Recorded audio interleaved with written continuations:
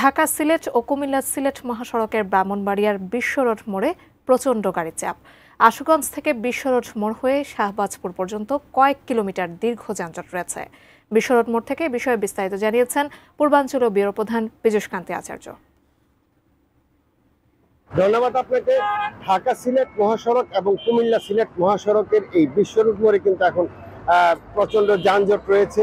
কিছুক্ষণ আগে আরো বেশি যানজট ছিল, কিন্তু এখানে কিছুক্ষণ আগে সেনা সদস্যরা আসার পর কিছুটা যানজট কমেছে, কিন্তু আশুগঞ্জ থেকে এই বিশ্ব রোড পর্যন্ত কিন্তু থেমে থেমে যানজট আছে এবং এখানে প্রায় কয়েক কিলোমিটার দীর্ঘ যানজট রয়েছে এবং এই বিশ্ব রোডের মোড় থেকে শাহবাজপুর পর্যন্ত কিন্তু কয়েক কিলোমিটার যানজট রয়েছে। মোট কথা এই আশুগঞ্জ থেকে শাহবাজপুর পর্যন্ত কিন্তু যানজট প্রায় 10 কিলোমিটার দীর্ঘ যানজট থেমে থেমে চলছে।